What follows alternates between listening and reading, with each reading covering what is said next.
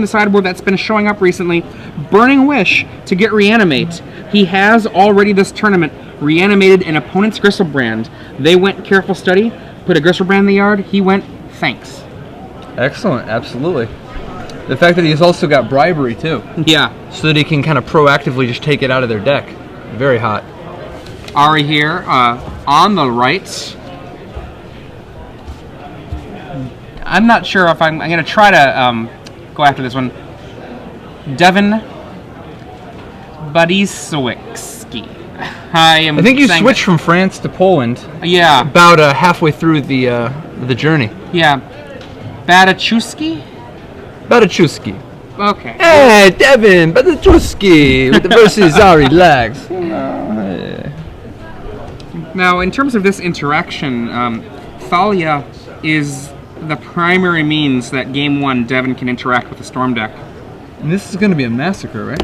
It's Game 1 going to be complete massacre. Is this going back to your Maverick commentary? Oh, you Maverick players, says the Chapin, you are not involved in the game? Dude, there are a lot of people who think that the way you play Legacy is you cast Mother of Runes on the first turn. Alright, and that's cool. Ari Lax, meanwhile, is going to annihilate him. This deck is like Brainstorm, Dark Ritual, Lotus Petal, like Ponder, Tendrils of Agony. This sounds like a very good vintage deck. Yeah, it would be mostly limited, or restricted, not limited, mostly restricted in vintage. This other deck is a white weenie deck. Alright. So, turn 1, Ari is going to duress. Ha! That'll teach you. He doesn't have any spells. Taste it. There is a Thalia there. Absolutely. And Ari's main way of interacting with Thalia is Burning Wish or finding Burning Wish so that he can actually just death mark it, right? It's interesting that in his sideboard to go get with Burning Wish, he has Death Mark, but he has nothing, like, if it's not a green or white creature, I mean, his only creature removal is Death Mark. Very interesting. You know, he can chain a Vapor once he boards them in, but as far as Burning Wish goes... Gemstone Mine. Oh, I love that card.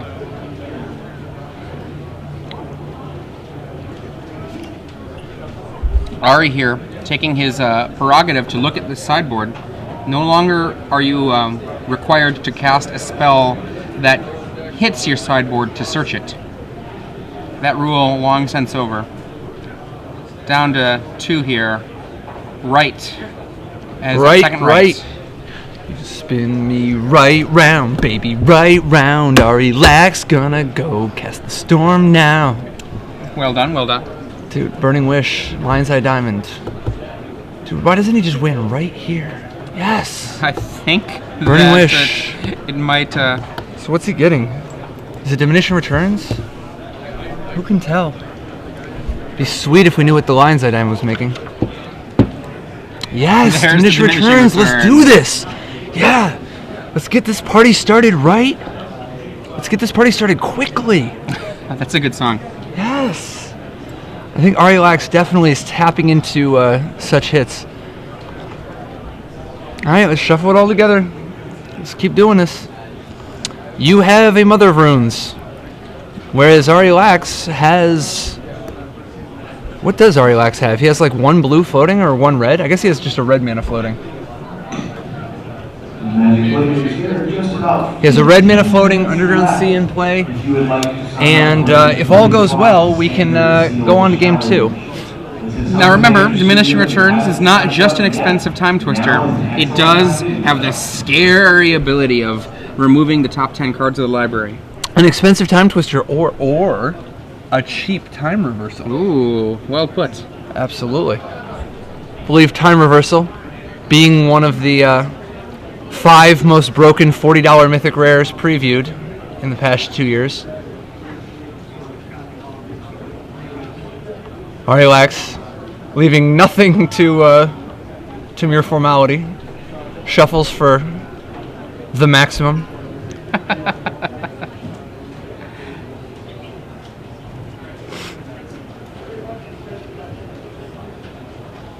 Man, can you imagine playing Legacy with like if shuffling was just automatic. We have 30-minute rounds, best 3 out of 5. Shuffling and searching are a huge element of the time that's eaten by legacy decks. Alright, so both players going to take a look at their opening hand. After Arilax exiles 10 cards, it's possible he loses the game right now. It's not likely. Alright. 10 cards that should all probably be banned in this format.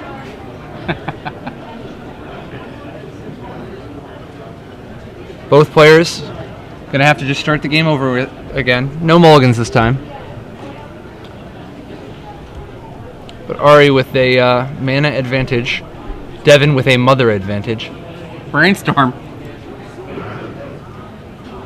Petal and some other things. So now, does Ari have 5 mana? He's got 1 mana floating. He's got a Petal. He's got a Mox. If he has a Ritual, then he'll win on the spot, but because that's an ad nauseum. But he also has Infernal Tutor. I don't know if that gets him anywhere, because he doesn't have LED.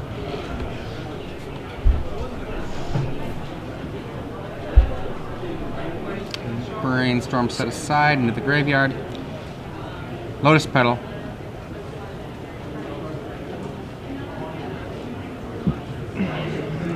And Ari's got to decide, can he go for it this turn? Can he win this turn? If not, then he wants to give himself the best chance of winning through a Thalia next turn. Which generally for his deck is going to require a Burning Wish. Yep. Or the ability to cast an ad nauseum deep enough to find one.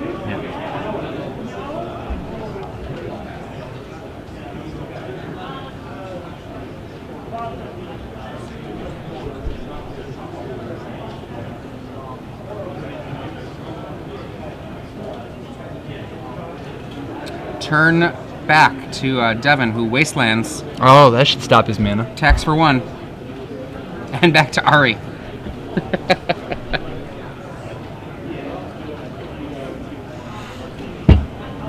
So, Ari, under a very, very short clock, it's down to 17.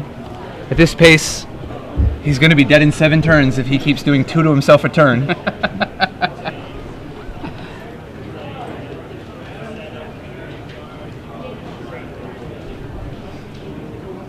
Ponder. Alright, mostly just looking for mana. Or Burning Wish. Or card draw. Wait, what does this deck consist of? So Ari is not looking for 3 silences and duresses. Although that's not even that bad. Like duress, get a feel for what's going on. Silence, you can't play any. You can't play a Thalia this turn. Mock. Oh, goodness gracious. Burning Wish, sure, why not? Go. Ari ships the turn. There is a port. Port into Thalia. Thalia. Well, I guess he's got an answer. This is what he to it. wanted. In for 1. Because why protect your Thalia from Deathmark? But I guess they don't have the benefit of seeing each other's deck list. This is true. Chromox. Costs 1 mana, though. There you go. Duress. Not so exciting. Lotus Petal. Go. Now, this is where if Devin's deck was one of these other disruptor decks, he could drop like Meddling Mage or Gaddock Teeg or something else. But from the looks of it, he is White Weenie. So he's probably going to put a Jotun Grunt down. Oh, look at this. The clock. With the attack from the Mother of Ruins, this means that Thalia is not long for this world. Aether Vial, we're going to see the Rishadan port during the upkeep.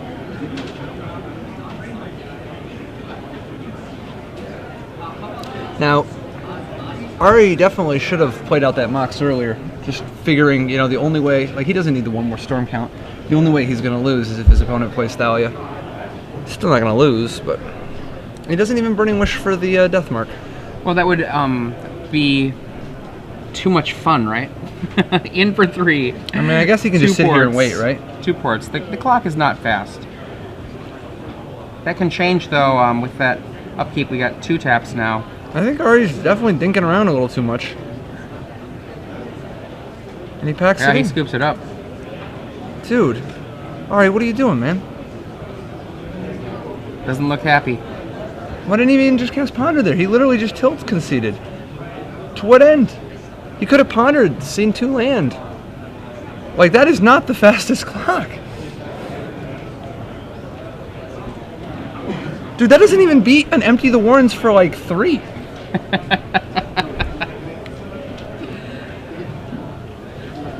Alright, well, Legacy. All you need is a deck of Brain and a friend. And about $4,000. So, we're going to go to game 2. Devin, looking to sideboard in Ethersworn Canonist for sure. Enlightened Tutor, Null Rod. He's definitely got a lot of interaction. I mean, game 1 was supposed to be the easy one for Ari. He might even, I don't know if Wheel of Sun and Moon is supposed to be right. You're talking about in terms of for Devin? I think what Wheel of Sun and Moon has some useful effects, so... Right, I mean, it's not, I mean, it's something against Rite of Flame, and it's good against Ill-Gotten Gains, but I don't know if it's going to be worth it, because he does want to keep some kind of a clock down. Mostly he's going to want the Canonist, the Enlightened Tutors, and the Null Rod. On the flip side, Ari Lax mostly playing without a sideboard. Right. Is there any card that he would want to have, but he wouldn't have time to Burning Wish for? Potentially Chain of Vapor or Inquisition of Kozilek. The nice thing about Inquisition of Kozilek is it can proactively take Thalia, but it can also give him some information, and it's much better than Duress here. Yeah, Duress can easily go away. Like, he needs to cut these silences and Duresses. So once you have those 8 slots, you replace them with 3 Inquisitions, 3 Chain of Vapors, and then 2 cards you don't think you're going to tutor for. maybe a Thoughtseize, and maybe Ill-Gotten Gains? A 8th card of some kind? Some kind, right. He just doesn't want Silence or Duress. In his sideboard, he definitely needs to keep in his sideboard Diminishing Returns, Death Mark, and at least one of these 2 kill cards. Maybe he boards one of the 2 kill cards in, out of Empty and Tendrils. But, yeah, I mean, that's the nice thing about being a White Weenie player. You never give up. Because, I mean, you already sat down with White Weenie. It is very clear that you are not afraid of anything.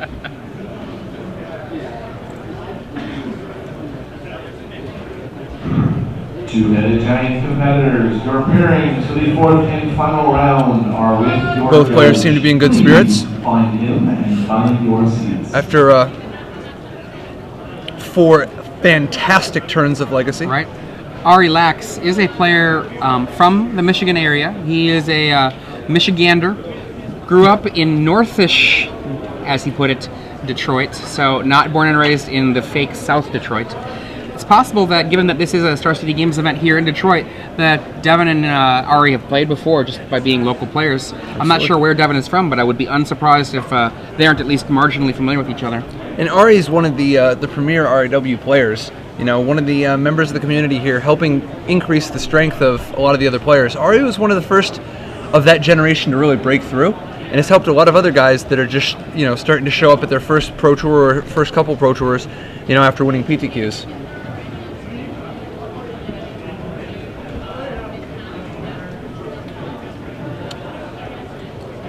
Ari also famous for his long time famous for his love of Storm. There's a period of time where, and looking right at the camera, absolutely, he hears you talking about him. Ari was went on record as saying that Storm was completely degenerate in some format where it wasn't good. Even now, I guess it's just Legacy. Ari's always been a big fan of the degenerate Storm decks, but it's been a long weekend. Turn 1 Ponder. It looked like there was a Silence on top of his deck. Could he have possibly kept 1 Silence in? He could have kept in, 1 or maybe just a couple if he didn't feel like he needed to bring in all that much, and just ran them as a weak Time Walk or as food for a Chrome Box. That's a really bad form of food for a Chrome Mox compared to some of the other options. Oh, well, but- absolutely. Oh, but yeah, as a backup, like if a plan is to time walk the guy, Yeah. and if worse comes to worse, you put on the Mox. Yeah. Absolutely. Weak in both counts, but perhaps he feels it's better to have the rest of his cards in his sideboard. Gotta admire a deck that's so good that the key is not playing with any of your cards, like figuring out how many of your good cards that you can possibly fit into not your deck. Romox, Infernal Tutor, Rite of Flame. Okay, Ari Up to going 4 for mana. it once again. Needs 1 more mana to cast Ad Nauseam. For those of you who are just joining us, I'm Adrian Sullivan. I'm joined here by Patrick Chapin, the innovator. Ari Lax on the right, attempting to make his combo work this time. He almost got there the game 1, and now going for it here in this game 2. Ponder in response to the activation of the Lion's Eye, Lion's Eye Diamond, and then responding to that with the... I cannot speak. Ponder, then responding to that with the mana from Lion's Eye Diamond. So hopefully Ari has Ad Nauseam or a Burning Wish on top of his deck.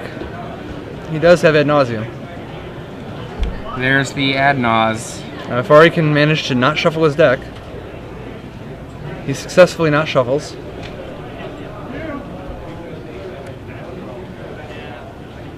Casts it.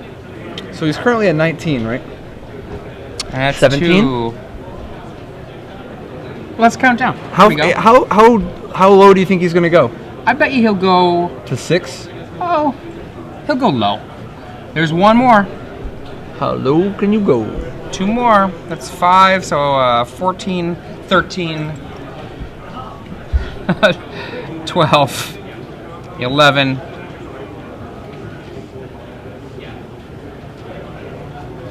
Is this a lot of cards? That's a fair amount for 5 mana.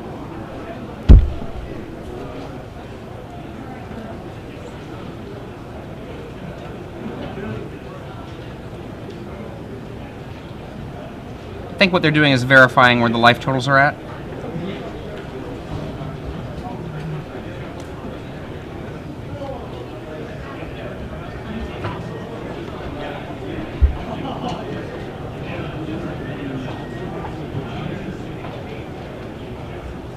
Alright, having taken 8 damage from his Ad Nauseam so far. Plenty more to potentially go. 10, 8, 7,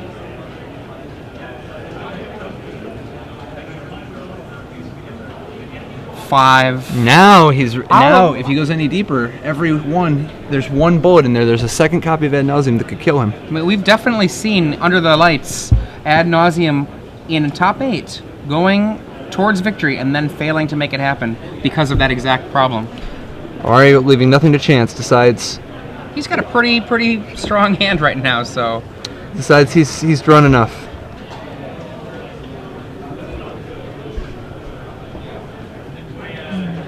Burning Wish in response. Gets tendrils, and that's there 20. we go. Whew, combo decks. See, that's what's supposed to happen, says Ari. I really liked the first 4 turns of the match, but it's the 5th and the 6th turn that have really done it for me.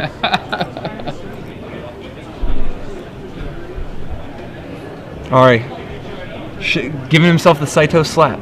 Yes. That he probably feels like that first game went away from him in some way that he isn't quite sure how, but I think you can pinpoint it to the just not playing the Mox the turn before the Thalia. Because if he would have done that, then he could have Burning Wished for Deathmark. Then again, he had another shot at it too. And he really needed to just Deathmark that Thalia. But he's playing a little too conservatively. Ari, surveying his sideboard. After having seen that his opponent is capable of such blistering starts as Basic Plains, Go. He might need a new plan now. You haven't considered that his opponent might go that avenue. we did see Chain of Vapor from Ari. And it's reasonable to have brought in Inquisition and Yep. Thoughtseize, but we did not see either of those cards in Game 2. So, does he have them? I would hope so, but we'll find out. Yeah, I got to imagine he's got 3 Inquisitions and a Thoughtseize. I mean, it's possible he keeps the Thoughtseize in the board to go get with Burning Wish, but I would imagine he just wants all 4 in the main deck. Just because he has all these Silences and Duresses that are doing nothing either. It's interesting just how many dead cards he has for this matchup because of the fact that his cards are all designed to beat the cards that are interactive in Legacy, and the White Weenie deck cleverly dodges that by not playing any of them. Except, I guess, Thalia. Although after sideboarding, he does have this new Enlightened Tutor package, which is probably what his game plan was going to be there, right? Like end step Enlightened Tutor, go get Canonist or Null Rod. Null Rod, an incredible weapon against Lion's Eye Diamonds, Lotus Petals, and Chrome Moxes. Now, Phyrexian Revoker does a non-zero amount, right? Phyrexian Revoker, it does some things. It does not affect land, but it can affect mana sources. So you can just put it out there to stop one of the Mox, Petal, or the LED of your choice, but not all 3.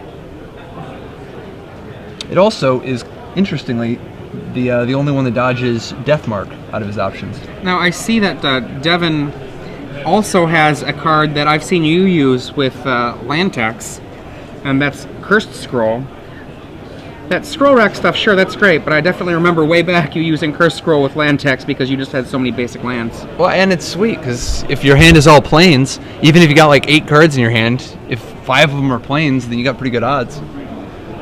But I don't think this is the best matchup for Cursed Scroll. No, certainly not, certainly not. I'm mostly just amused by seeing a Cursed Scroll on the board. It's kind of neat. Cursed Scroll is nice for these white creature mirrors, particularly when people are sitting around a whole bunch of Mother Runes and stuff. You can Enlighten Tutor, go get your Cursed Scroll, and start giving him the business. What do you think about Flicker Wisp? Well, I mean, Flicker Wisp tricks with your Aether Vial let you do some sneaky Mangara of Karandor.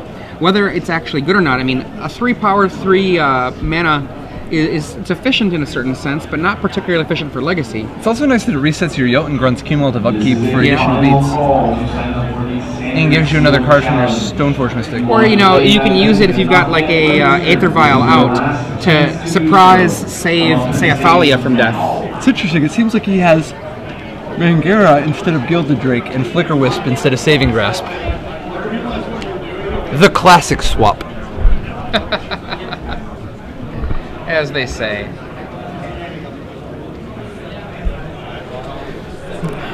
You know, and that's one of the things I love about Legacy. This is a format where Legacy's been around for 16 years, something like that, 15 years, 14 years, and still we see the classic Storm combo kill you on the second turn versus White Weenie. You know, and I remember a matchup long ago with this, with a young man versus a mustache twirler, where a mustache twirler? Yes, where Abeyance was the White Weenie answer to the combo deck of choice at the time, Cadaverous Bloom. You're talking about Matt Lindy. Matt Lindy, the versus young man. Mike Long in the finals of the National Championships. That's correct. Now, Cadaverous Bloom, in comparison to Storm, seems downright fair. Yeah, it's it was interesting. I mean, wasn't that the PT the tournament where he had White Lightning, like access to Waylay? No, that's or was that the later one, the Kyle Rose? One, Kyle Rose. Yeah. Kyle Rose. That was during one of White Weenie's many eras of dominance in professional Magic play. And the year before that was Champagne, right, in Worlds? Or is it 2 years before that? Yeah, perhaps? I think Champagne was 96. Yeah, you're correct. 2 years before that. All the way up into modern day, where such paragons of White Weenie as Luis Scott Vargas and Paulo Vito de Medeirosa have been continuing, you know, just carrying the torch. So Conley Woods. So amusing, really, that you know, a archetype that was not really one that you would picture in the hands of, say, Paulo, being one that he ended up playing. No, I mean, Paulo will play anything. Oh, yeah, Paulo's range is boundless. Oh, well, he's one of the best players of all time. But you know, like, I mean, not everybody will play everything. Paulo will play anything. It's good. He's hyper-rational about, you know, whatever it is he thinks is going to give him the best chance, he plays that. It's very good.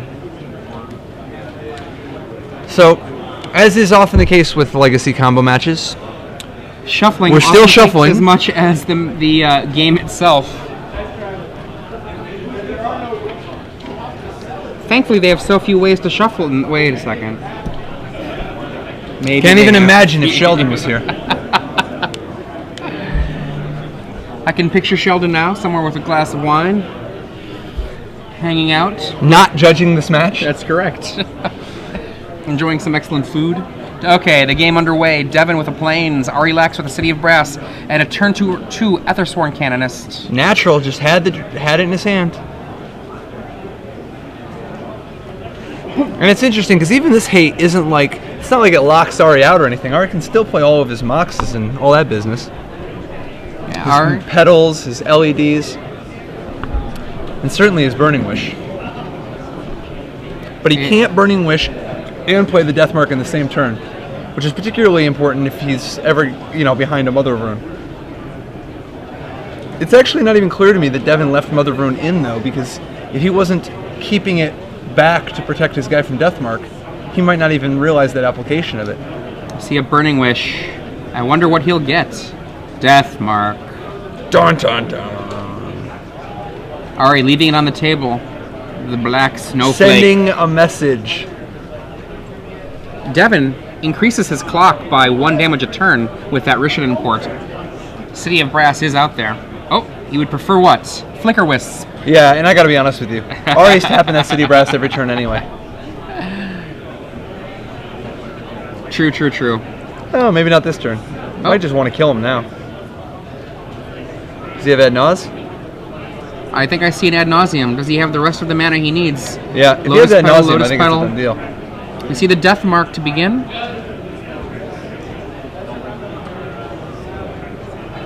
Death Mark on the Ethersworn Canonist. Ari with 2 lands back. Does he have a card to pitch to the Mox? 2 Lotus Petals. There goes one of them. Rite of Flame. All right. The first card on the turn came. Competitors. Rite of Flame! The judge is currently heading towards the back with your Did product. you see? Does he actually have the Ad Nauseam? He will get you seated for next It's looking like it, right? Oh yeah, Once again, he definitely has that crazy card. Please find the judge with Boom, the blue 17 keyboard. life to work You will with. get your deck construction process So- started. He's in a pretty good spot here. I think for a change, he's going to draw 11 cards. No, not 11 cards. 11 life worth of cards, which is probably like 14 cards. 13 cards. He's explaining where the life has come to. Ari might be at 16. Yeah, Ari should be at 16. There we go, 16. And it's 1, so 15, 14, 13. We see that Inquisition.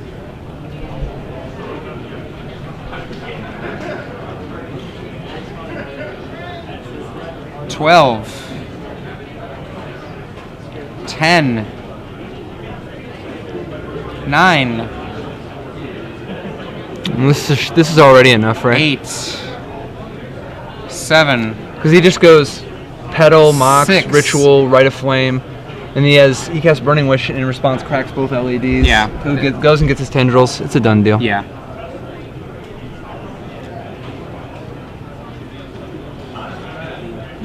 It's all over with the crying. And he resleeves that Chrome Mox. Gets some more mana. More mana, more mana, more mana. More mana, more mana.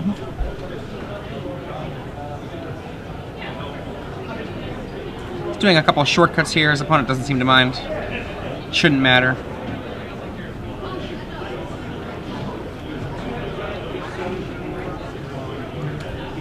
Ari deciding the best way to add a whole bunch of mana to his mana pool. And he's going to Burning Wish in response LED so that he can just tendrils Devin back into the Stone Age. From whence White Weenie came.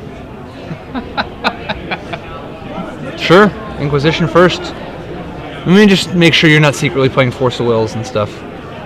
Oh, good.